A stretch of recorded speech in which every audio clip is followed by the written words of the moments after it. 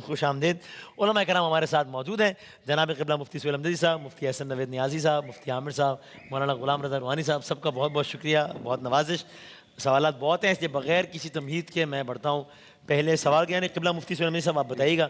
جی سنائیے گا پہلا سوال. پوچھنا تھا, جی ہم فطرہ جو نکالتے ہیں تو وہ اپنی مدر کو دے سکتے ہیں؟ جیسے میری مدر بیوہ ہیں تو میں ان کو دے سکتی ہوں وہ فطرہ؟ ٹھیک ہو گیا. قبلہ بسم اللہ الرحمن الرحیم.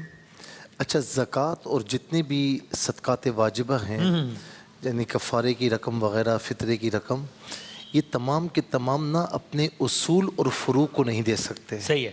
اصول سے مراد والدین, پھر ان سے اوپر جتنے لے لیجئے, ٹھیک ہے نا, دادا دادی, نانا نانی, پردادا پردادی, ان کو نہیں دے سکتے واجب. ہاں, اصول میں جتنے بھی اوپر آتے ہیں ان کو نہیں دے سکتے. اور اسی طریقے سے فروع کو, یعنی آپ کا بیٹا بیٹی, پھر آپ کے پوتے پوتی, نواسے نواسی, جتنے بھی نیچے چلے جائیں آپ ان کو نہیں دے سکتے.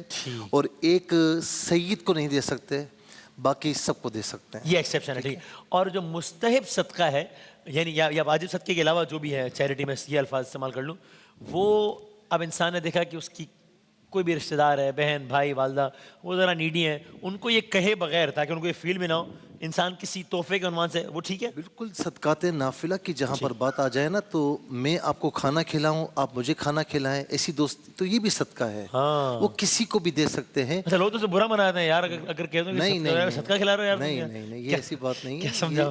جی ایسی بات نہیں ہے. وہ آپ کسی کو بھی دے سکتے ہو. میری ان سے گزارش ہے کہ آپ اگر اپنی والدہ کو دیکھتی ہیں نا کہ وہ کمزور ہیں, مالی استطاعت ان کی نہیں ہے, تو آپ اگر صاحب استطاعت ہیں, آپ کے پاس مال وغیرہ ہے, تو آپ ان کی ماہانہ بنیادوں پر ضروریات کے تحت ان کی مدد کریں. سبحان اللہ. تو پھر رمضان کے بعد, عید کے بعد انشاءاللہ آپ کوئی صدقے کا اہتمام کر رہے ہیں؟ میں کروں گا بعنوان دعوت یا جو بھی. بس ٹھیک ہو گیا. قبلہ فقہ جعفریہ کے عنوان سے یہی بتا دیجیے گا کہ کیا فطرہ والدہ کو دیا جاتا ہے؟ سیم مسئلہ ہے یا اختلافی رہا ہے اس میں؟ سیم ہی ہے.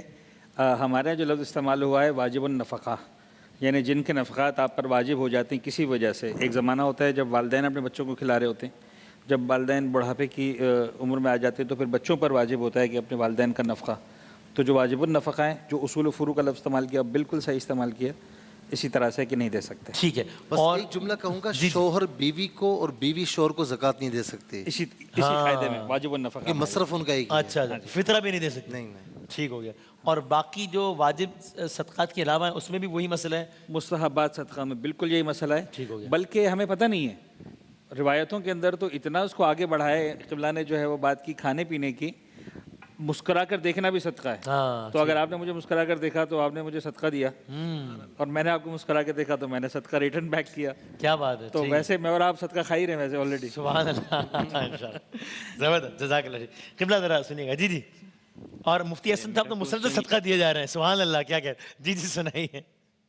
میرا کوسچن یہ ہے کہ جب کسی کی گھر اولاد ہوتی ہے تو جو وائف ہوتی ہے اس کے جو کچھ اس کے پیدائش کے بعد جو 15-20 دن ہوتے ہیں, تو اس درمیان میں اس کے اوپر تھوڑی سختی ہوتی ہے کہ وہ گھر سے باہر وغیرہ نہیں جا سکتی. تو کیا یہ بات درست ہے؟ ٹھیک ہے. میں ایزیوم کر رہا ہوں کہ ایک تو ظاہر ہے میڈیکلی, وہ تو الگ. میں ایزیوم کر رہا ہوں شاید اس عنوان سے پوچھ رہے ہیں کہ جناب باہر نہ نکلو تو یہ ہو جائے گا وہ ہو جائے گا شاید. بسم اللہ الرحمن الرحیم. صلی اللہ علیہ حبیبی محمد وعلی آلہ وصحبہ بارک وسلم. دیکھیں, خواتین کا جو گھر سے باہر نکلنا ہے, ایک ہے جائز باہر نکلنا اور ایک ہے ناجائز باہر نکلنا. ٹھیک. ناجائز باہر نکلنا تو ویسے ہی منع ہے, عام دنوں میں بھی منع ہی ہے. اور جہاں تک جائز نکلنے کی بات ہے, ناجائز مردوں کا نکلنا جائز ہے کیا؟ یہ بلا تفریق مردوں سے ہے اس میں. ٹھیک, صحیح. تو باقی جہاں تک جائز نکلنے کی بات ہے, کسی ضرورت کے پیش نظر, کسی حاجت کے پیش نظر, کسی کام سے باہر اگر وہ نکلتی ہیں اور تمام شرعی دائرے ملوز رکھ کر نکلتی ہیں تو اس میں کسی قسم کا کوئی حرج نہیں ہے, کوئی مضائقہ نہیں ہے. اور یہ توہم پرستی میں آتا ہے کہ بھئی کچھ ہو جائے گا. اگر یہ نیت بعض لوگوں کی ہوتی ہے, انٹینشن یہ ہوتی ہے کہ باہر نکلیں گے تو کوئی کچھ ہو جائے گا, بدشگونی لیتے ہیں. تو بدشگونی نہیں لی جا سکتی. بدشگونی کی تو اسلام میں کوئی گنجائش نہیں. لا تیارتا فی الاسلام, اسلام میں کوئی بدشگونی نہیں ہے. بلکہ یہاں تک روایات میں التیارۃ شرکن, التیارۃ شرکن, التیارۃ شرکن, کہ یہ بدشگونی لینا یہ شرک ہے, بدشگونی لینا شرک ہے, بدشگونی لینا شرک ہے, یعنی شرک خفی. تو بدشگونی کی تو اسلام میں اجازت ہی نہیں ہے, توہم پرستی کی اجازت نہیں ہے, سپرسٹیشیس نہیں ہونا چاہیے. صحیح ہے. کوئی حرج نہیں ہے، لیکن بس یہ ہے کہ جائز نکلنا ہو، حاجت سے نکلنا ہو، شرعی دائرے ملوز رکھ کے نکلنا ہو تو کوئی مسئلہ تو نہیں. مناسب، بالکل ٹھیک. قبلہ مفتی عامر صاحب سوال سنائے گا جی. السلام علیکم. میرا وعلیکم یہ سوال ہے کہ گھر میں کوئی چھوٹا بچہ اور وہ ضد کرتا رہے کہ میں نے روزہ رکھنا ہے اور اگر اسے روزہ رکھوا دیں تو اس کے بعد وہ کوئی نماز وغیرہ دن میں نہ پڑھے، تو ایسی صورت میں بچے کو روزے رکھنے کی اجازت دینی چاہیے یا اسے نہیں رکھوانا چاہیے؟ صحیح. اب اگین مفتی صاحب آپ اس میں عمومی جواب بھی دیجیے گا. مجھے لگ رہا ہے شاید یہ بھی پوچھنا چاہ رہے ہیں کہ روزہ رکھنے کی وجہ سے کبھی ہوتا ہے نا بچے کہتے ہیں بھائی ابھی میں روزہ رکھا ہے بہت تھکا ہوں، میں نماز نہیں پڑھ رہا بھیا، جن پہ واجب نہیں بھی نماز، ابھی نابالغ ہے، تو اس صورت میں پھر روزے یا نماز میں سے کیا ترجیح دی جائے، کیا کیا جائے؟ بسم اللہ الرحمن الرحیم. دیکھیں نماز بھی اس کے اوپر فرض نہیں تھی، روزہ بھی فرض نہیں تھا. صحیح ہے. لیکن چونکہ ماہ رمضان ہے اور اس میں روزے کی عادت ڈالنی ہے بچے کی، تو روزے کی طرف اس کو متوجہ کیا جائے. ٹھیک. اور اگر وہ روزے کی وجہ سے نماز نہیں پڑھتا تو یہ کہنا کہ بیٹا آپ روزہ بھی مت رکھو، اب ایک نیکی تو کر نہیں رہے دوسری بھی مت کرو، یہ کوئی عقل مندی نہیں ہے. بلکہ سکھاتے وقت تھوڑا تھوڑا جتنا جو ہے وہ بچے مائل ہوتے رہے نا اسی طرح ان کو گھائل کیا جائے. ایسا نہ ہو کہ آپ جو ہے وہ ان کے اوپر لاد دو یا بہت سختی کرو.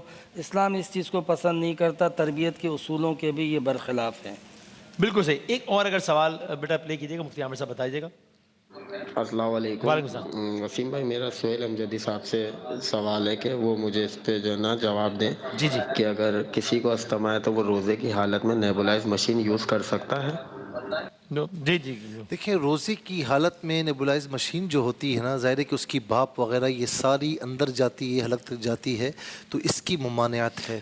ہاں میں اس میں یہ مشورہ دوں گا کہ خدا نخواستہ دیکھیں برداشت کریں، ٹھیک ہے نا، خدا نخواستہ برداشت نہیں ہو رہا تو نیبولائز کر لیں، آپ مشین استعمال کر لیں، لیکن وہ روزہ آپ کا فاسد ہو جائے گا. بعد میں ایام منہیہ کے علاوہ آپ اس کی قضا فرما لیجیے گا. رائٹ. اس پہ فقہ جعفریہ میں کوئی اختلافی رائے ہے، مختلف رائے نیبلائز کرنے کے حوالے سے؟ اس میں یہی کہا ہے ہمارے علماء نے کہ اگر یہ کھانے کی نالی میں جا رہی ہے وہ بھاپ تو جائز نہیں ہے، لیکن اگر وہ سانس کی نالی میں جا رہی ہے تو پھر جائز. اب اس کا تعین کیسے ہو؟ اب عام آدمی اس کو سمجھ میں نہیں آ رہا کہ پتہ نہیں ابھی کون سی نالی میں. میں معلومات کی ہیں مختلف ڈاکٹرز وغیرہ سے، تو وہ یہ کلیم کرتے ہیں کہ نہیں، یہ اسٹیم آپ نیبلائز کر رہے ہوتے ہیں تو یہ لنگز میں جا رہی ہوتی ہے، کھانے کی نالی میں نہیں جا رہی ہوتی. تو ہمارے جو حلقہ احباب میں جتنے بھی افراد ہیں وہ یہی کہہ رہے ہیں کہ ہاں جائز ہے، گنجائش ہے. جی بالکل. بالکل. ایک اور سوال ذرا سنیے گا پھر بتائیے گا روحانی صاحب. جی جی سنائیے. السلام علیکم. وعلیکم السلام. وسیم بھائی کیا حال ہے آپ کا؟ وسیم بھائی میرا ایک سوال ہے کہ میں گھر میں اکیلی رہتی ہوں، ہسبینڈ بھی زیادہ نا اپنے ابو کی طرف یا فرسٹ وائف کے پاس ہوتے ہیں، تو میرے پاس بہت کم سٹے کرتے ہیں وہ. تو میں نے اس بار اعتکاف پہ بیٹھنا ہے، تو کیا میں اعتکاف میں رہ کر اپنے لیے سحری اور افطاری خود بنا سکتی ہوں پردے میں رہ کر؟ صرف اس چیز کا مجھے تھوڑا سا گائیڈ کر دیں، میں بڑی پریشان ہوں. ابھی دونوں علماء سے پوچھ لیتے ہیں، پہلے روحانی صاحب آپ بتا دیجیے گا پھر مفتی صاحب. جی. ہمارے ہاں جو اعتکاف ہے اس کا کانسیپٹ جو ہے وہ صرف مسجد تک محدود ہے. صحیح. تو گھر پہ تو گھر میں اعتکاف تو پھر یہ صورت ہی نہیں پیش آ سکتی ان کو. اور اگر اور ظاہر ہے مساجد میں تو پھر عام طور پہ سحری افطاری بنانے کا نہیں، وہ تو سرو بھی ہوتی ہے نا پھر وہاں. ایگزیکٹلی. صحیح ہے. اب احناف میں اجازت ہے گھر میں، بلکہ شاید تاکید زیادہ ہے افطار جی ہاں ہمارے یہاں پہ اس کی اجازت ہے. 2-3 مرتبہ مسئلہ آیا تھا، جی مفتی صاحب نے ذکر بھی کیا کہ ہمارے یہاں پہ نماز تک میں ترجیح یہ ہے کہ گھر میں خواتین نماز پڑھے، اگرچہ کہ مسجد میں جائز ہے لیکن ترجیح یہی ہے. اسی طرح اعتکاف بھی خواتین اگر گھر میں کرنا چاہیں گھر میں کر سکتی ہیں. اس کی بھی تاکید زیادہ ہے یا اجازت ہے گھر میں کرنے کی، یا بہتر ہے کہ گھر میں کریں؟ اجازت ہے، اور دوسرا یہ کہ جب وہ اعتکاف کرے گی تو گھر میں ہی کرے گی. اچھا ٹھیک ہے. فتنے کی وجہ سے جہاں فتنے کا اندیشہ نہیں ہے، مسجد میں الگ سے خواتین کا باقاعدہ اچھا انتظام ہے، اس میں مردوں کی روحانیت عبادت میں خلل پیدا نہیں ہوتا، خواتین بھی سیف اینڈ سیکیور رہتی ہیں، تو پھر مسجد میں بے شک وہ اعتکاف کر لیں. لیکن چونکہ فی زمانہ اتنا انتظام نہیں ہوتا ہے تو ترجیح دی گئی ہے ایسے موقع پہ گھر میں اعتکاف کرنے میں. اور جیسے میری بہن نے کہا تو وہ پھر اعتکاف میں اپنے افطار اور سحر کا انتظام کر سکتی ہیں. گھر میں اگر ہے تو پھر ہو سکتے. ایک اور سوال ہے، اگر آپ دونوں بتا دیں، یہ زکوٰۃ کے اعتبار سے یا پھر فقہ جعفریہ ہے تو خمس کی بات کر لیں، یہ کیا اس میں یہ سگے بہن یا بھائی کو زکوٰۃ یا خمس دی جا سکتی ہے فقہ جعفریہ میں؟ اگر وہ شرائط پر پورا اترتے تو دی جا سکتی ہے. اچھا، یعنی یہ نہیں ہے کہ صرف بھائی اور بہن ہونے کی وجہ سے وہ واجب نفقہ میں نہیں آتے ایکچولی، تو جب وہ نہیں آتے تو اگر شرائط میں ساری ڈیٹیلز ہیں پورا اترتا تو ہو سکتا ہے. احناف میں بھی بھائی بہن کو زکوٰۃ دی جا سکتی ہے بشرطیہ کہ وہ مستحق ہوں. بالکل ٹھیک مناسب. جو سنائے گا جی اگلا سوال سنائیں گے. السلام علیکم. وعلیکم السلام. میرے علماء کرام سے یہ سوال ہے کہ ہم جو رمضان المبارک میں قرآن پاک پڑھتے ہیں ختم کرنے کی نیت سے، تو وہ میرا یہ سوال یہ ہے کہ قرآن پاک زیادہ سے زیادہ روزے کے دوران پڑھنا چاہیے، یا مطلب کہ افطار کے بعد رات میں بھی پڑھا جا سکتا ہے؟ تو اس کا ثواب کے اعتبار سے وہ بتا دیں گے کب پڑھیں تو زیادہ وہ افضل ہوتا ہے. حالت روزہ میں زیادہ ثواب ملے گا یا افطار کے بعد بھی پڑھیں تو اتنا ہی ثواب ملے گا؟ دیکھیں بات یہ ہے کہ روزہ اور رمضان کا تعارف یہ ہے کہ انزل فیہ القرآن، کہ اس میں قرآن نازل کیا گیا. پھر حدیث پاک میں دونوں کے حوالے سے ہے کہ یہ دونوں اللہ تعالیٰ کی بارگاہ میں شفاعت کریں گے. روزہ کہے گا مولا اس نے اپنی بھوک پیاس برداشت کی، صبر کیا، اور قرآن کہے گا مولا اس نے اپنی نیندیں برباد کی اور میری تلاوت میں لگا رہا، تو اس کی بخشش فرما. اور نبی علیہ السلام فرماتے ہیں کہ ان کی شفاعت قابل قبول ہوگی اور داخل جنت کیا جائے گا. تو اس میں آپ اپنی طبیعت کو دیکھیں. بہتر یہ بھی ہے کہ آپ ماہ رمضان میں اگر روزہ رکھا ہوا ہے اور نیکیاں کر رہے ہیں تو قرآن کی تلاوت بھی کریں. اس وقت اگر ہمت نہیں ہے تو رات میں بھی کریں، انشاءاللہ دونوں صورتوں میں ثواب آپ کو ملے گا. ٹھیک ہو گیا انشاءاللہ. مفتی حسن صاحب ایک معصومانہ سوال آ گیا ہے، وہ یہ ہے کہ بھئی یہ پلیز ڈیفائن کر دیں کہ خواتین کا گھر سے ناجائز نکلنا کیا ہوتا ہے. جی اب یہ آپ نے ہی کہا ہے، یہ غزل آپ نے ہی چھیڑی ہے تو آپ اس کو مکمل کریں. علامہ صاحب معنی خیز انداز میں مسکرا رہے ہیں، لیکن غزل آپ نے چھیڑی، مصرع اولا آپ کا تھا تو اس کا مقطع بھی آپ ہی کریں. پھر اصل میں اس میں بہت ساری صورتیں ہوتی ہیں. ایک ہوتا ہے جو ہے ویسے چونکہ بیسیکلی ہمارے ہاں دین اسلام کے اندر جو ہے وہ عورت کے لیے پردے کو پسند کیا گیا ہے، اور جتنا پردہ زیادہ ہو اور فتنے کی گنجائش نہ ہو اتنا ہی خاتون کے لیے بہتر. اور کئی مرتبہ مسئلہ بیان ہو چکا، ابھی قبلہ مفتی صاحب نے بیان کیا، حضرت نے بھی بیان کیا کہ نماز تک کے لیے ہمارے ہاں تاکید اس کی ہے کہ عورت گھر کے اندر نماز پڑھے. تو جہاں ضرورت ہو ضرورتاً نکلنا تو صحیح ہے، سبحان اللہ. بلا ضرورت نکلنے کے اندر اگر پردے کی رعایت نہیں ہے تو ظاہری بات ہے وہ ناجائز نکلنا ہے.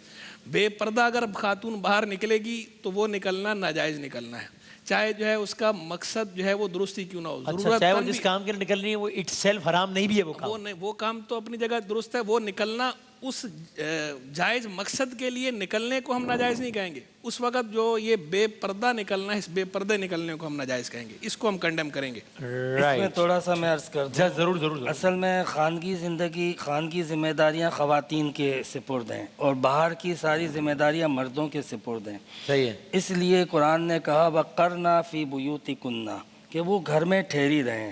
تو جہاں ہم بات کرتے ہیں نا ضرورت، تعلیم خواتین کی ضرورت ہے اس کے لیے نکلیں گی، علاج تعلیم کی ضرورت ہے اس کے لیے نکلیں گی.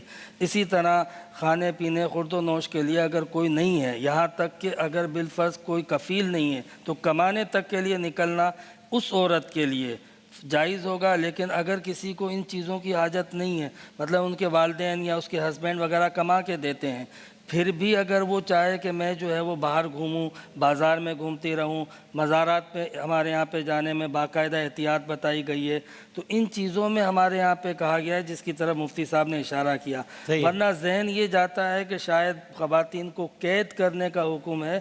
قید کرنے کا حکم نہیں ہے، بلکہ خواتین کو ایک جو ہے وہ سمجھو کہ عزت اور تکریم کا مقام دیا گیا ہے. شاپنگ کریں گے، لیکن بازار میں شاپنگ کرنے سے مراد یہ ہے کہ وہ با پردہ کریں گی. صحیح ہے. جو پردے کا حکم ہے. قرآن کے حوالے سے ابھی آیت کریمہ کا حصہ ذہن میں آیا.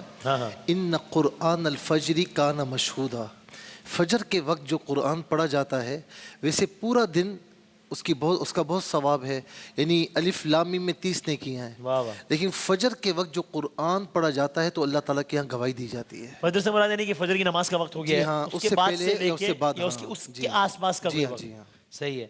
یہ خواتین کے نکلنے کے حوالے سے کوئی رائے کوئی ہے آپ کی مختلف ہے؟ نہیں، بڑی کلیئر بات کی ہے کہ جو حرام نکلنا ہے، یعنی آپ دیکھیں نا کہ جو آپ نے ایک جملہ کہا تھا وہ اچھا تھا کہ یہ بلا تفریق مرد اور عورت. اگر مرد بھی کسی حرام کام کے لیے نکل رہا ہے تو وہ حرام ہے، اور حلال کام کے لیے نکل رہا ہے تو حلال ہے.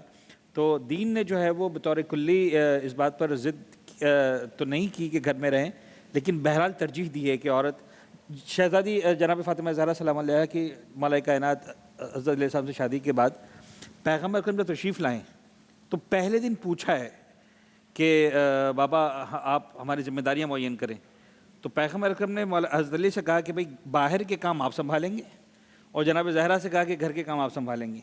یہ میرے خیال میں ایک ایسی چیز ہے جو پورے عالم اسلام کے لیے ہدایت ہے کہ اگر ہم اللہ کے رسول سے سوال کریں ایک شادی شدہ جوڑا کہ بھئی کیا ذمہ داری ہے، تو ذمہ داریوں کی جو بنیادی تقسیم ہے وہ یہ ہے کہ عورت گھر کے کام سنبھالے، مرد باہر کے کام سنبھالے، لیکن عورت کو بہرحال اگر وہ حجاب شرعی کے اندر باہر نکلتی اجازت ہے، ممانعت نہیں ہے، بالکل اجازت ہے، یعنی چاہے وہ کسی واجب اور ضروری کام کے لیے نکل رہی ہے، جیسے رزق کمانا، انہوں نے فرمایا کہ فرض کرے نہیں ہو رہا، کوئی کمانے والا نہیں ہے، یا کسی ایک سمپل جائز حلال کام کے لیے نکل رہی ہے، گروسری کے لیے نکل رہی ہے، فرض کر لیں شاپنگ کے لیے نکل رہی ہے، حتیٰ بعض اوقات تفریح کے لیے نکل رہی ہے کہ بھئی چلے ٹھیک ہے ہم گھر سے نکلیں گے اور پارک میں ہو کر آئیں گے، واک کر کے آئیں گے، تو ٹھیک ہے اگر وہ شرعی حجاب کے ساتھ نکل رہی ہے تو بالکل اجازت ہے۔ عام طور پر یہ ہوتا ہے، سب علماء نے بڑی خوبصورت گفتگو فرمائی، عام طور پر یہ ہوتا ہے کہ میں بیٹھا ہوا ہوں اور میں کسی سے کام بولوں یا یہ کام کر دو، صحیح ہے، اور وہ کام میرا ہو رہا ہے تو مجھے بیٹھے بٹھائے میرے کام ہو رہے ہیں تو مجھے کیا ضرورت ہے؟ تو اسلام نہ عورت کو گھر کی شہزادی یا گھر کی ملکہ دیکھنا چاہتا ہے، تو شوہر تو خادم ہے اس کا، بھائی یہ لے آؤ، شوہر سر جھکائے لے آتا ہے۔ ہاں جہاں لانے میں کوئی کمی ہے یا شوہر معذور ہے یا بیمار ہے تو بالکل لا سکتی جا سکتی ہے، لیکن پردے کے اہتمام کے ساتھ۔ صحیح ہے، شوہر خادم میں، بیوی خادم میں اعلیٰ ہے، کہہ سکتے ہیں اس کو، بیوی تو شہزادی یا ملکہ ہے نا، ہاں وہ تو حکم دے رہی ہے۔ صحیح، یعنی اس پوائنٹ پر سب کا اتفاق ہے کہ ناجائز نکلنا ناجائز ہی ہے۔ یہ خادم اعلیٰ سمجھ میں نہیں آیا ہمیں۔ اچھا خادم اعلیٰ کیا؟ منہ میں ایک سیاسی معنوں میں چلا گیا، میں ذرا آج کل سیاسی پیش رفت بڑی مس کر رہا ہوں نا، اس میں ان معنوں میں چلا گیا۔ ہاں اس میں مماثلت محض اتفاقی ہے، یہ میں نے ایسے ہی کہا جائے، اس کو حذف کر دیتے ہیں ہم، ریکارڈ سے اس کو حذف کر دیں اس کو، ٹھیک ہے۔ ایک وقفہ لیتے ہیں، ایک وقفہ لیتے ہیں اور وقفے کے بعد انشاءاللہ ہم اپنے اگلے سیگمنٹ کے ساتھ حاضر ہوتے ہیں۔